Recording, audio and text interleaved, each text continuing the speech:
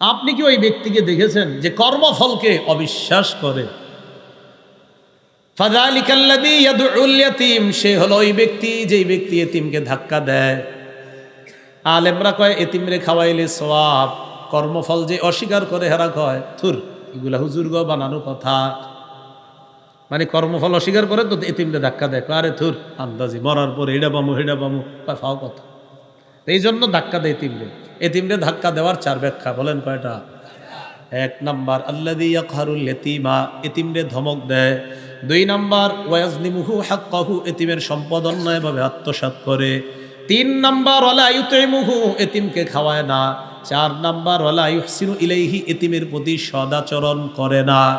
এতিমকে ধাক্কা দেওয়ার চার ব্যাখ্যা: এক নাম্বার এতিমকে ধমক দেয়, দুই নাম্বার এতিমের সম্পদ আত্মসাৎ করে, তিন নাম্বার এতিমকে খাওয়ায় না, চার নাম্বার এতিমের প্রতি সদাচরণ করে না। আল্লাহ আমাদের সকলকে এতিমের প্রতি স্নেহশীল দয়া পরবশ হওয়ার তৌফিক দান করেন। সহিহ বুখারীর বর্ণনা 6005 নম্বর হাদিস, ক্বালা রাসূলুল্লাহি সাল্লাল্লাহু আলাইহি ওয়াসাল্লাম আনা ওয়া কাফিলুল ইয়াতীম ফিল জান্নাতি হাকাযা, ক্বালা বিইসবাইহি আস-সাব্বাবাতি ওয়াল উসতা। নবীজি এই দুই আঙ্গুল এইভাবে মিলাইলেন, মিলানোর পর বললেন, আমি এবং এতিমের অভিভাবক কিয়ামতের ময়দানে, এর মানে আমি আর এতিমের অভিভাবক কিয়ামতের ময়দান থেকে যখন আমরা জান্নাতে যাব, নবী বলেন জান্নাতের মধ্যে আমি আর এতিমের অভিভাবক এইভাবে থাকবো। এইভাবে বলছি, আমি আর এতিমের অভিভাবক এইভাবে থাকবো, মানে পাশাপাশি থাকবে জান্নাত। ক্বালা রাসূলুল্লাহি সাল্লাল্লাহু আলাইহি ওয়াসাল্লাম ইদা আরাদতা আইয়ালিনা কলবুকা ফামসাহ রাসাল ইয়াতীম, তুমি যদি চাও তোমার কলব নরম হোক, তোমার দিলটা নরম হোক, এতিমের মাথায় তুমি হাত বুলাও, তোমার কলব আল্লাহ নরম বানায় দেবে। তো যারা কর্মফল অস্বীকার করে এতিমরে ধাক্কা দেয়, থুর আন্দাজি হুজুররা কত ফজিলত শোনায়, এগুলা ফাও কথা, নাউজুবিল্লাহ। এই জন্য এতিমকে ধাক্কা দেয়। মিসকিনরে খাওয়াইলে সওয়াব আছে না নাই? ওয়ালা ইয়াহুদ্দু আলা তাআমিল মিসকিন, কর্মফলকে যে অস্বীকার করে সে নিজেও অসহায়কে খাওয়ায় না, অন্যকেও খাওয়াবে এই ব্যাপারে উৎসাহিত করে না, নিজেও খাওয়ায় না, অন্যকেও মাদ্রাসায় দিতে চায় অথবা অসহায়কে দিতে চায়, গরিবকে দিতে চায়, কার থুর হেনে দিও না, নিজেও দেয় না, অন্য কাউকে দিতে দেয় না। ওয়ালা ইয়াহুদ্দু আলা তাআমিল মিসকিন, অসহায়কে খাওয়ানোর ব্যাপারে উৎসাহিত করে না। কে? যে কর্মফলকে অস্বীকার করে। এটা হলো কাফেরদের ব্যাপারে আল্লাহ বললেন। এবার মুনাফিকদের ব্যাপারে আল্লাহ বলতেছেন, ফাওয়াইলুল লিল মুসাল্লিন, ওই সমস্ত মুনাফিক মার্কা নামাজীদের জন্য ধ্বংস। ওই সমস্ত মুনাফিক মার্কা নামাজীদের জন্য ধ্বংস। বলেন ওয়াইল, বলেন ওয়াইল অর্থ ধ্বংস। ওয়াইল অর্থ কি? ওয়াইল জাহান্নামের একটা এলাকার নামও ওয়াইল। আল মুস্তাদরাক লিল হাকিম কিতাবের নাম, 3919 নম্বর হাদিস। ক্বালা রাসূলুল্লাহি সাল্লাল্লাহু আলাইহি ওয়াসাল্লাম আল ওয়াইলু ওয়াদিন ফি জাহান্নাম ইয়াহবি ফিহিল কাফিরু 40 খরিফা ক্বাবলা আন ইয়াবলুগা কা'রা। নবী বলেন ওয়াইল হলো জাহান্নামের একটা এলাকার নাম।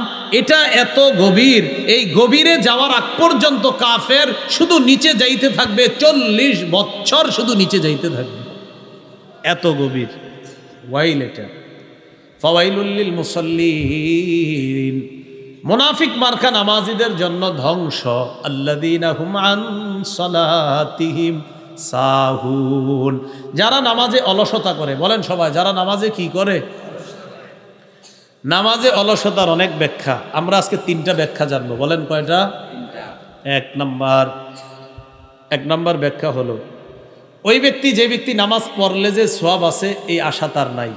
নামাজ পড়লে পরে কয় থুর আল্লাহ দিলে দিব, না দিলে নেই, মানে এর কোনো এটা আশা নাই। আর নামাজ না পড়লে যে গুনাহ হবে এর কোনো ভয় নাই। বুঝছেন? 1 নাম্বার অলসতার ব্যাখ্যা, নামাজ পড়লে যে সওয়াব আছে আশা নাই, ছাড়লে যে গুনাহ আছে ভয় নাই। এ হলো নামাজে অলসতার 1 নাম্বার ব্যাখ্যা।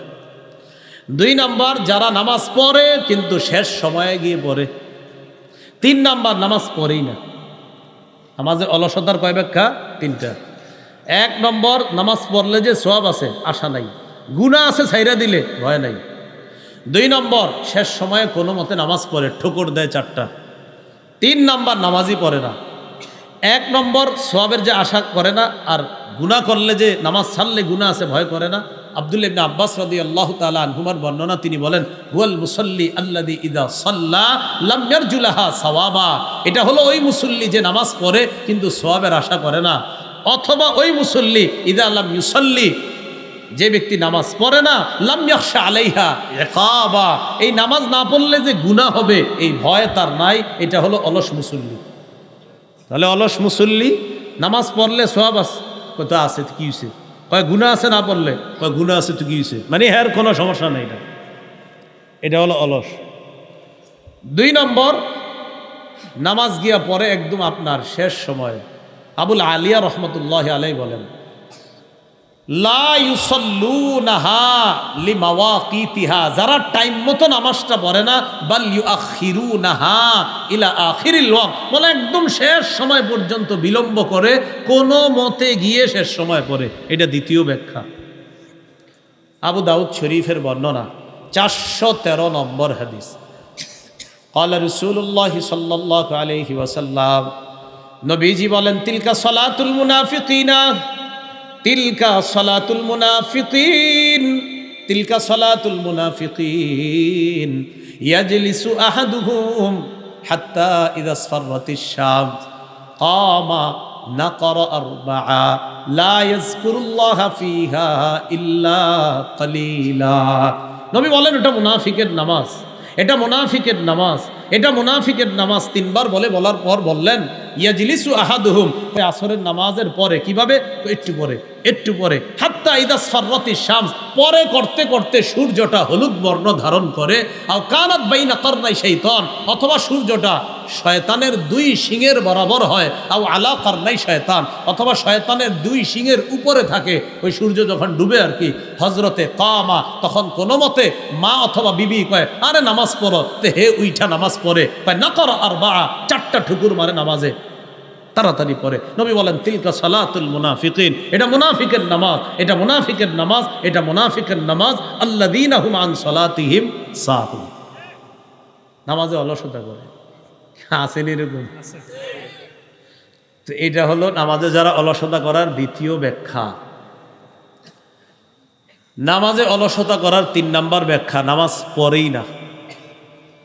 নামাজ কি করে না? পড়ে না। এর আগে আমরা একটু শুনে নেই,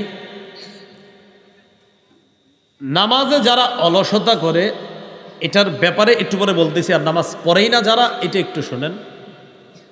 তিরমিজি শরীফের 2618 নম্বর হাদিস, এই হাদিসের মধ্যে আছে, ক্বালা রাসূলুল্লাহ সাল্লাল্লাহু আলাইহি ওয়াসাল্লাম, বাইনাল কুফরি ওয়াল ঈমান তারকুস সালাহ। জাবের রাদিয়াল্লাহু তাআলা আনহুর বর্ণনা, বলেন আমার সাথে সবাই বলেন, কুফর আর ঈমান। বলেন, কুফর আর ঈমানের মাঝে পার্থক্য নামাজ ছেড়ে দেওয়া। তিরমিজি 2619 নম্বর হাদিসে আল্লাহ রাসূল সাল্লাল্লাহু আলাইহি সাল্লাম বলেন, বাইনাল আবদি ওয়াশ শিরকি আওয়াল কুফরি তারকুস সালাত, ইমানদার বান্দা কুফর অথবা শিরিকের মাঝে পার্থক্য হলো নামাজ ছেড়ে দেওয়া। এই হলো ইমানদার বান্দা। আরেক দিকে হলো কুফর আর শিরিক, এই দুইটার মাঝে পার্থক্য হলো নামাজ ছেড়ে দেওয়া। তিরমিজির 2622 নম্বর হাদিসের বর্ণনা, ক্বালা রাসূলুল্লাহ সাল্লাল্লাহু আলাইহি ওয়াসাল্লাম, আল্লাহর নবী বলেন, আল আহদুল্লাযী বাইনানা ওয়া বাইনাহুম আস-সালাহ, আমাদের মাঝে আর কাফেরদের মাঝে পার্থক্য হলো নামাজ। এর মানে নবীজি বলেন, আমাদের মাঝে আর কাফেরদের মাঝে চুক্তি হলো নামাজ, আমাদের মাঝে আর কাফেরদের মাঝে অঙ্গীকার নামা হলো নামাজ। কিসের অঙ্গীকার? নামাজ পড়লে আমরা জান্নাত পাবো, এই অঙ্গীকার আল্লাহ করেছেন। এরা নামাজ পড়বে না তাই এরা জাহান্নামে যাবে, নামাজ না পড়লে এরা জাহান্নামে যাওয়ার অঙ্গীকার, আর আমরা নামাজ পড়লে জান্নাতে যাওয়ার অঙ্গীকার। আমাদের আর কাফেরদের মাঝে এটা পার্থক্য। নবী বলেন, ফামান তারাকাহা ফাকাদ কাফার, যে নামাজ ছেড়ে দিল সে কুফরি করলো। যে নামাজ ছাড়লো কে কি করলো? ওইটা তিরমিজি 2621 নম্বর হাদিস যেটা বললাম। আর 2622 নম্বর হাদিসে আছে, কানা আসহাবু মুহাম্মাদিন সাল্লাল্লাহু আলাইহি ওয়াসাল্লাম লা ইয়ারাউনা শাইআম মিনাল আমাল তারকুহু কুফরুন গায়রাস সালাহ। আল্লাহ রসুলের সাহাবীগণ সবচেয়ে বড় কুফরি মনে করতেন নামাজ ছেড়ে দেওয়া।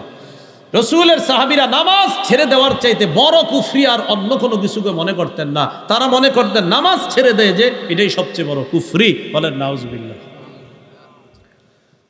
এবার সাহুনের মধ্যে চলে যাই, চলেন। আল্লাযীনা হুম আন সালাতিহিম সাহুন, যারা নামাজে অলসতা করে।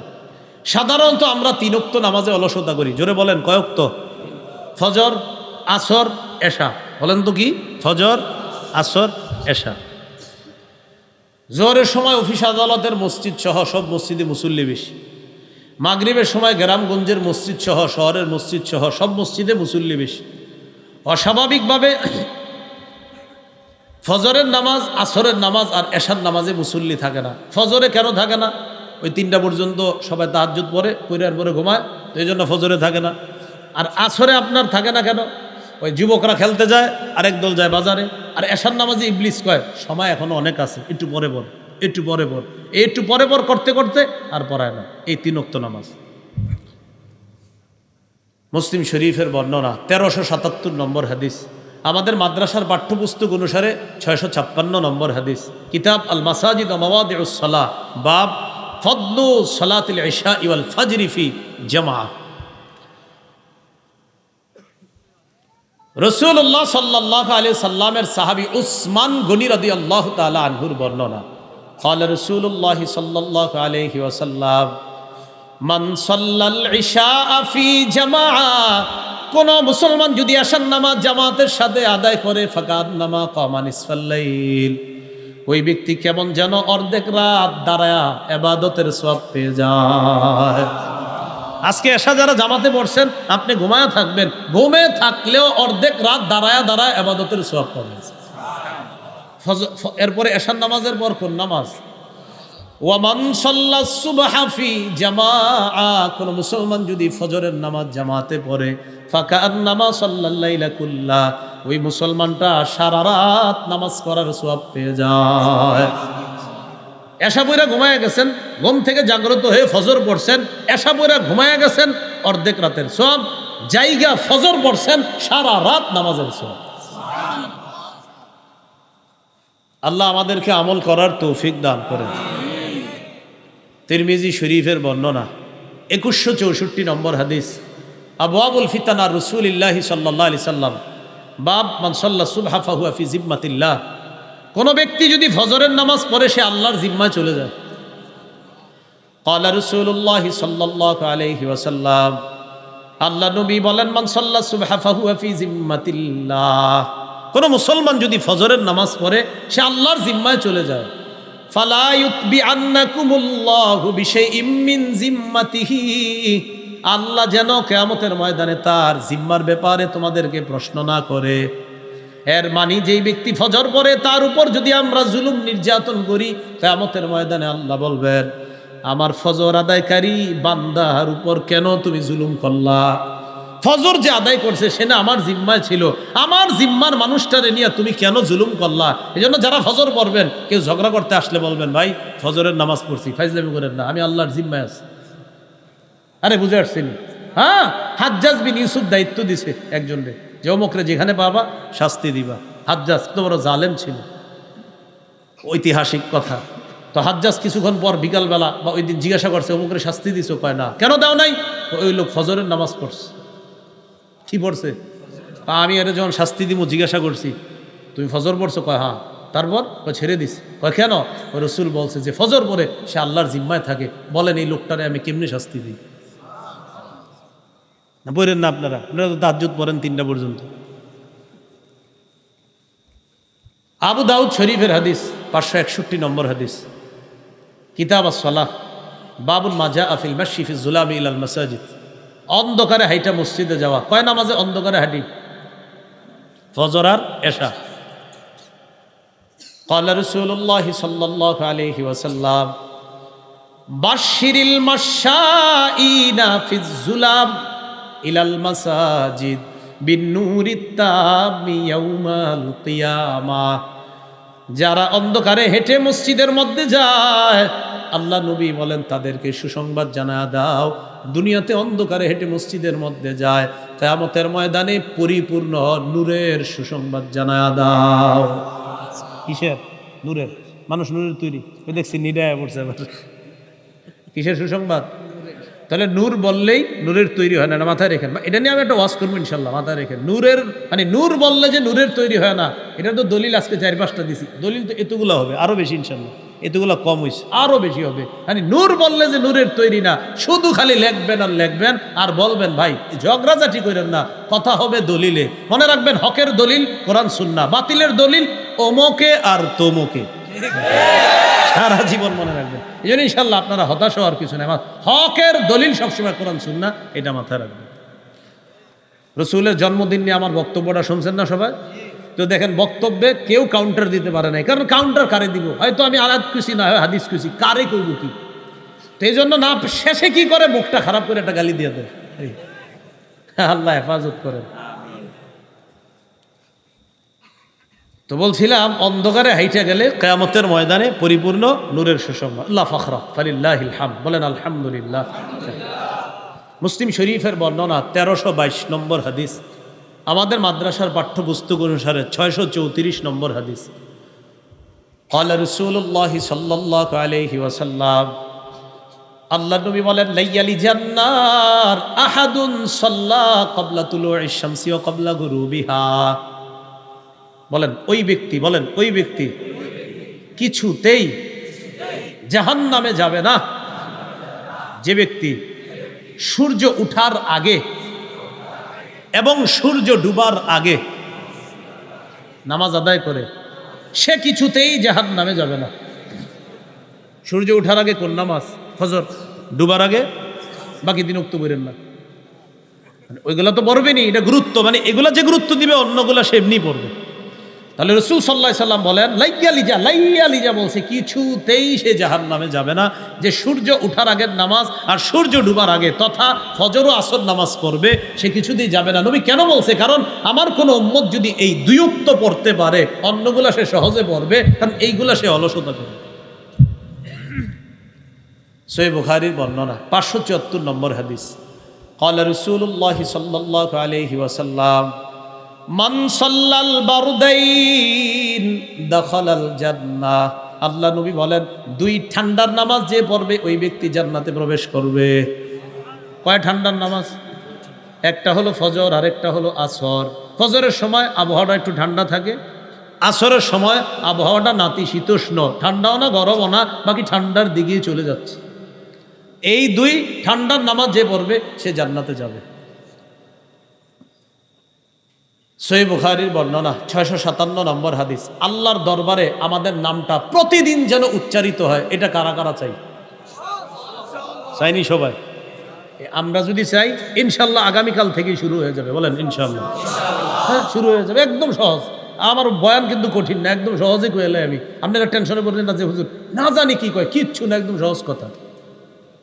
রাসূলুল্লাহ সাল্লাল্লাহু আলাইহি সাল্লাম বলেন ইয়াতাআকাবুনা ফীকুম মালাইকাতুন বিল্লাইলি ওয়া মালাইকাতুন বিন-নাহার।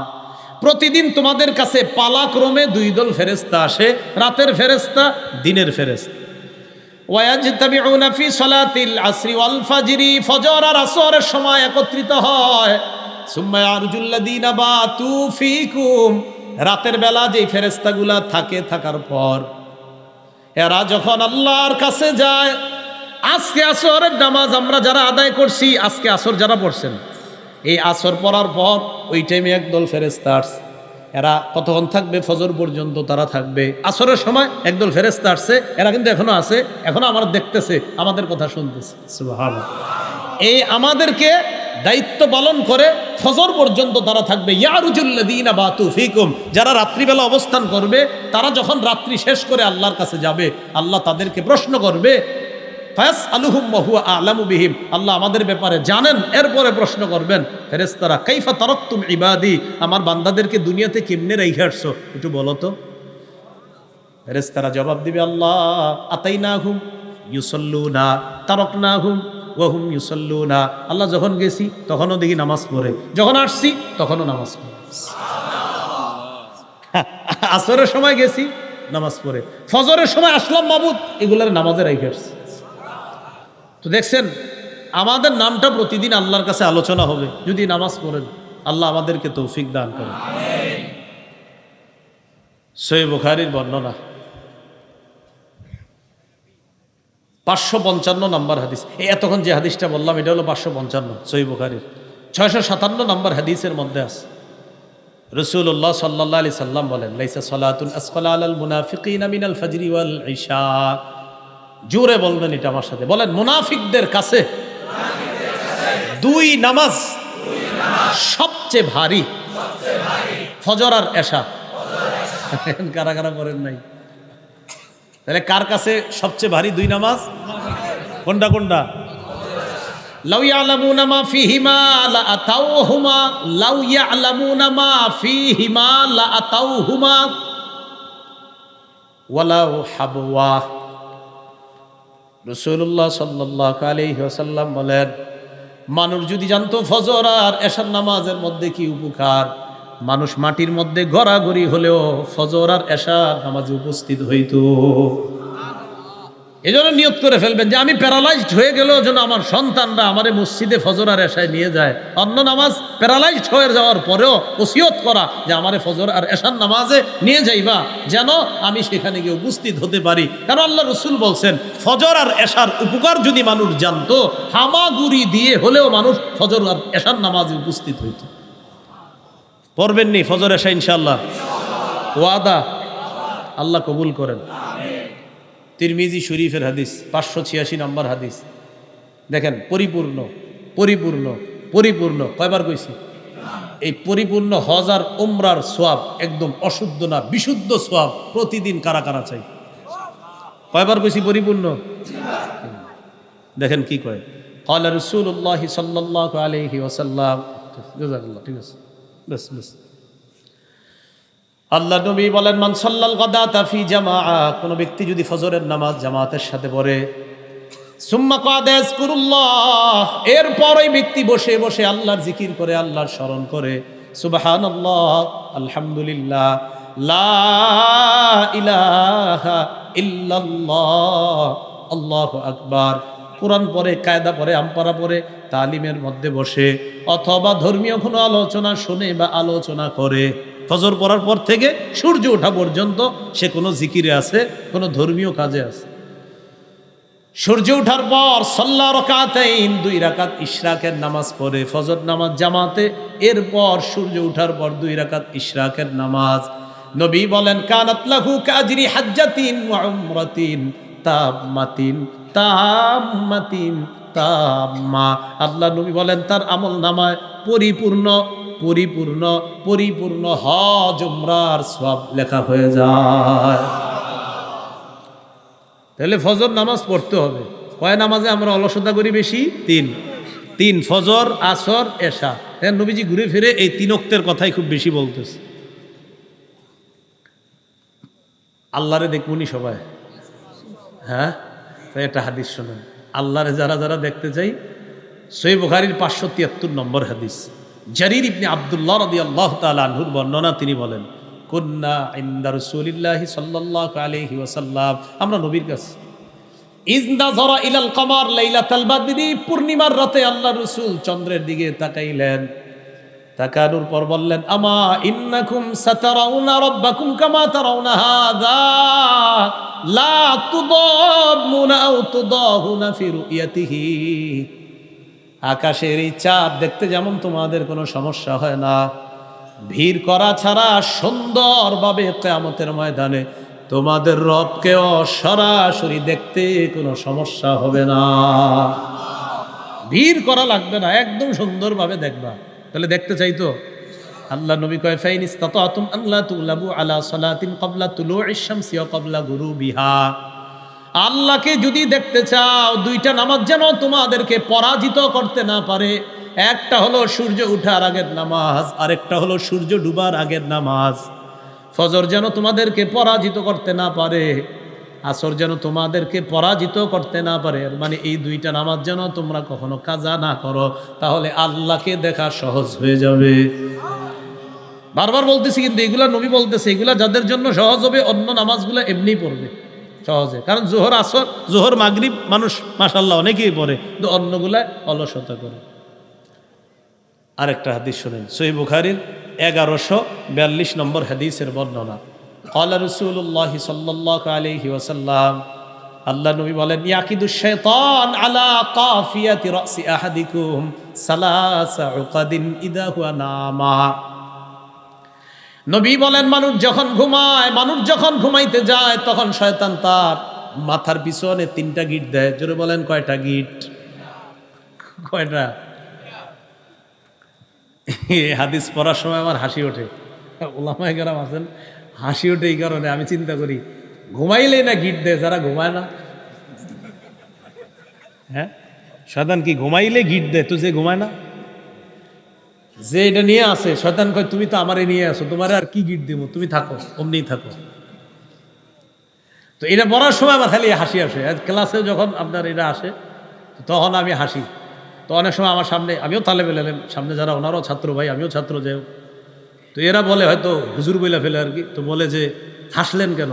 তো আমি কই হাসি এই কারণে যে ইবলিস তো যে ঘুমায় ওরে গিট দেয়, যে ঘুমায় না,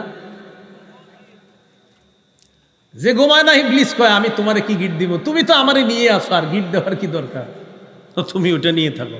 সতর্ক হয়ে যান।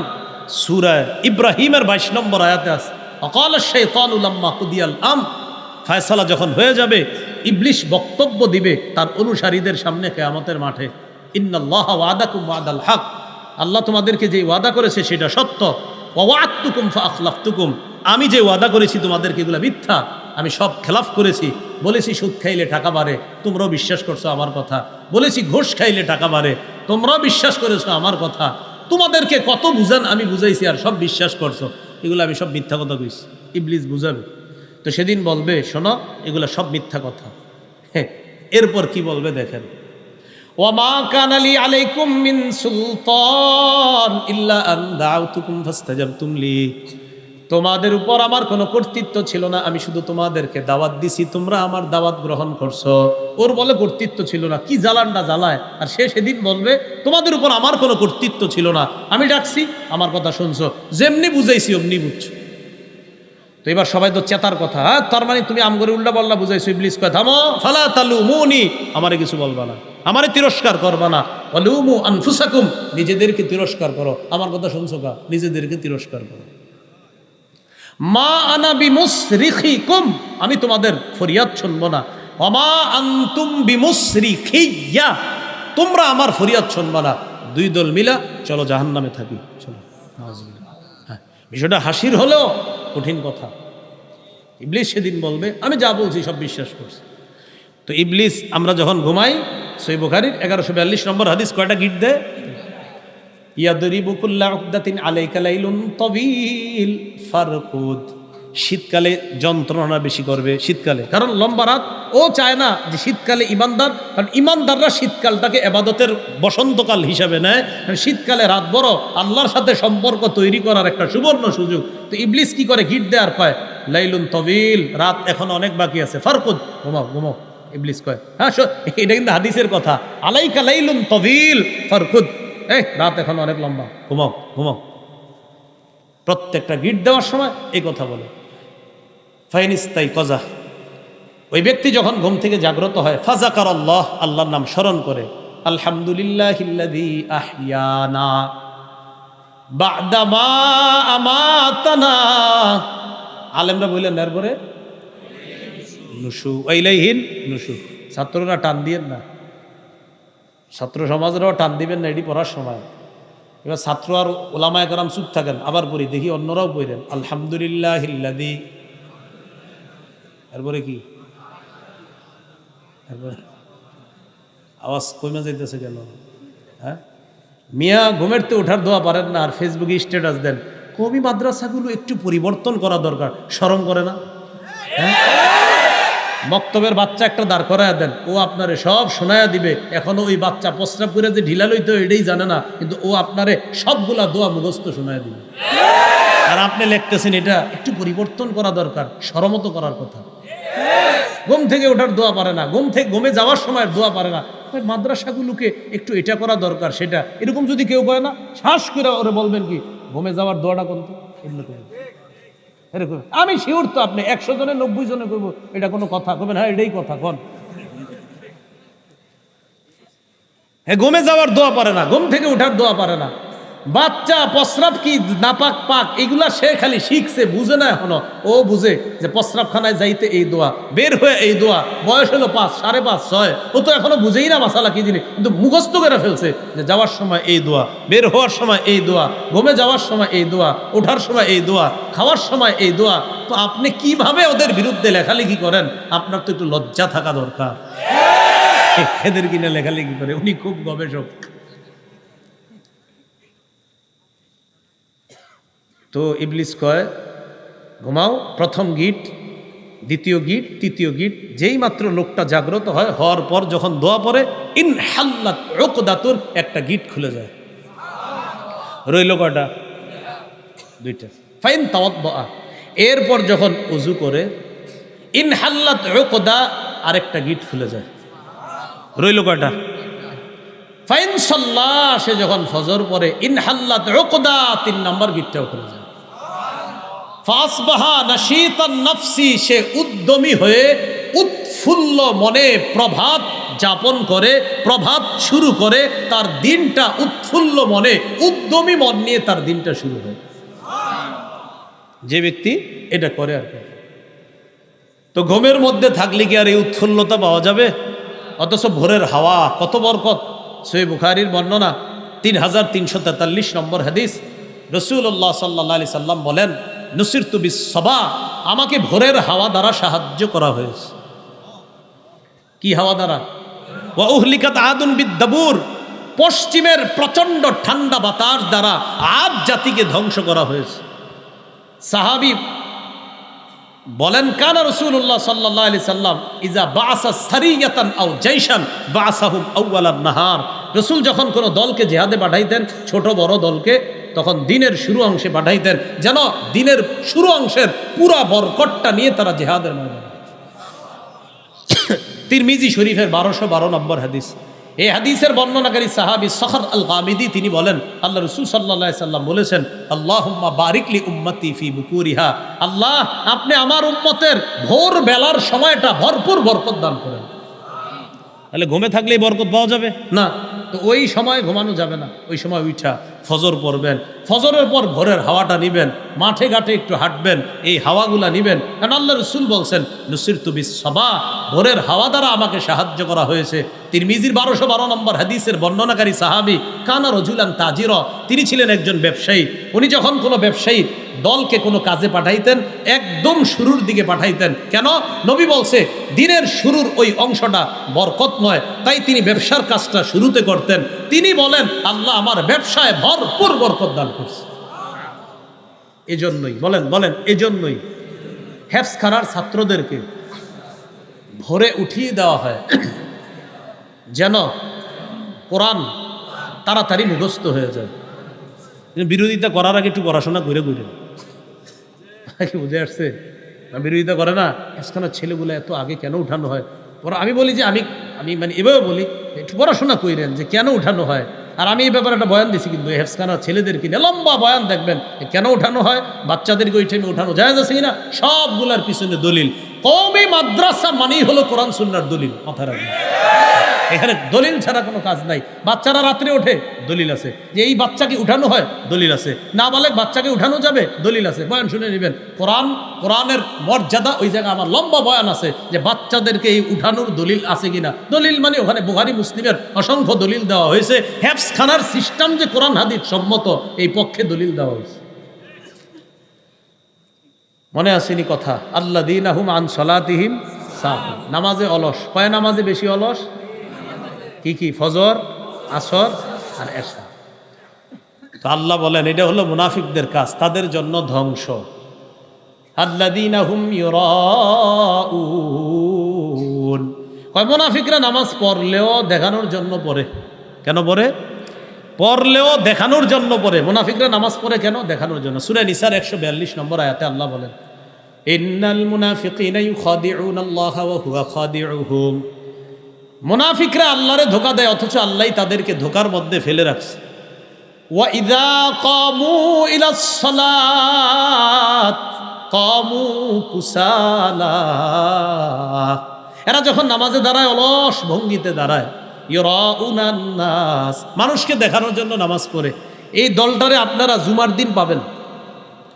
জুমার নামাজের দ্বিতীয় খুতবা খতিব সাহেব যখন খুতবা দিতে থাকে, অপেক্ষা করে একদল মাঠে দাঁড়ায় দাঁড়ায় পাগলা পানি আর ঝালমুড়ি খায়, আর অপেক্ষা করে হুজুর কখন বলবে ফাজকুরুনি আজকুরকুম। এই ফাজকুরুনি আজকুরকুম মানে কি জানেননি? আমাদের বাংলাদেশিরা বুঝে যে এটার মানি হলো এখন দাঁড়ায় যেতে হবে, সব দৌড়ে কি করে ওখানে এসে দাঁড়ায়। এই জন্য আবার আমি যে মসজিদে জুমা পড়া হেনে গিয়ে অপেক্ষায় থাকেন না, কারণ আমি এটা কই না। আমি যে কি কই এটা আপনি নিজেও জানবেন না। আমি খালি কই হ্যাঁ তুমি কোনো জুমায় আমি একটা পরের আজকে যেটা কমু পরের জুমা আরেকটা, এরপরে জুমা আরেকটা, এই কথা ভাবার কোনো সম্ভাবনা নাই যে হুজুর তো ওইটা করবো না, পরের জুমা আরেকটা করবো। ফাজকুরুনি কইলে দাঁড়াইবেন না, এই কাম হবে না। আজীব এক পরিস্থিতি শুরু হয়ে যায় জুমার আগে, মানে ফাজকুরুনি মানি দৌড়, পরে দাঁড়ায় আবার হুজুর শুরু করে অদ্দোহা আল্লাইলি, বা বড় একটা সূরা নিলে মনে মনে করে এত বড় সূরাটা নেওয়া দরকার ছিল। এটা কুশালা অলস ভঙ্গিতে দাঁড়ায়, দাড়ি খুঁটে, নাক খুঁটে, মুখ খুঁটে, সব খুঁটে এই অলস ভঙ্গিতে দাঁড়ায়। কেন? ইউরাউনান নাস, এরা মানুষকে দেখায়। ওয়ালা ইয়াজকুরুনাল্লাহ ইল্লা কালিলা, এরা আল্লাহর জিকির বেশি করে না। সুবহানা রাব্বিয়াল আলা আজিম এটি যত কম পড়া যায় মনে করে এগুলা ভালো। এগুলা মুনাফিকদের লক্ষণ। আল্লাহ আমাদেরকে হেফাজত করেন। সর্বশেষ আল্লাহ বলেন ওয়ায়ামনাউনাল মাউন, যারা ওই যে প্রয়োজনীয় গৃহস্থালী সামগ্রী এগুলা দিতেও যারা বাধা দেয়, দিতে চায়, দেয় না। একটা বাসন 2-4টা প্লেট চাইছে, আমার বাসায় মেহমান আসছে একটু দেন, দেয় না। একটা জগ চাইছে যে আমার মেয়ের জামাই আসছে একটু দেন, দিয়ে দিব একটু পরে, এটি দেয় না। এই কৃপণতা না করা। তো এই জন্য ওয়ায়ামনাউনাল মাউন, এগুলো সাধারণত একদল মানুষের অভ্যাস ছিল যে তারা পাশের বাড়ির কেউ যদি ইমানদার হতো তো তাদেরকে এই জাতীয় সহযোগিতা তারা করতো না, তারা ভয়ঙ্কর রকমের আচরণ করতো। তো আল্লাহ বলছেন তাদের জন্য ওয়াইল, তাদের জন্য হলো ধ্বংস। এই কাজগুলো ইমানদাররা করতে পারে না। তাহলে ফজরের নামাজ, আসরের নামাজ, এশার নামাজ, এইগুলা অলসতা করা কোনো ইমানদারের কাজ? কাদের কাজ? মুনাফিকদের কাজ।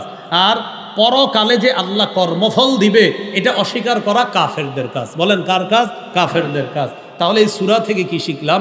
প্রথম হলো কর্মফল। কর্মফল কেমনি দিবে? আমরা তো মাটি হয়ে যাব, এই ব্যাপারে লম্বা আলোচনা করছি আমরা। দ্বিতীয় নাম্বার আমরা সেখানে জেনেছিলাম এতিমকে ধাক্কা দেওয়া, 4 ব্যাখ্যা এতিমকে ধাক্কা দেওয়া। এরপরে আমরা জানছি মিসকিনরে নিজেরাও খাওয়াবো, অন্যকে খাওয়ানোর প্রতি আমরা উৎসাহিত করব। এরপরে জানলাম অলস মুসল্লিদের জন্য, মুনাফিক মার্কা মুসল্লিদের জন্য ওয়াইল বা ধ্বংস। মুসল্লি অলস কারা? যারা নামাজে অলসতা করে। নামাজে অলসতার কয় ব্যাখ্যা? 3 ব্যাখ্যা, এটা আমরা আলোচনা করেছি। আরেক দল হলো যারা সামান্য প্রয়োজনীয় জিনিস দিতেও অস্বীকার করে। আল্লাহ পাক রব্বুল আলামিন আমাদের সকলকে যেই কথাগুলো শুনলাম বললাম এর উপর যেন আমরা আমল করতে পারি, আল্লাহ তৌফিক দান করেন। একটা ঘোষণা দেওয়ার জন্য বলা হয়েছে আপনাদের সামনে। ঘোষণাটা হলো আমার সংকলন করা কিতাব মিম্বরের আমানত প্রথম খণ্ড, প্রকাশনী থেকে ওনারা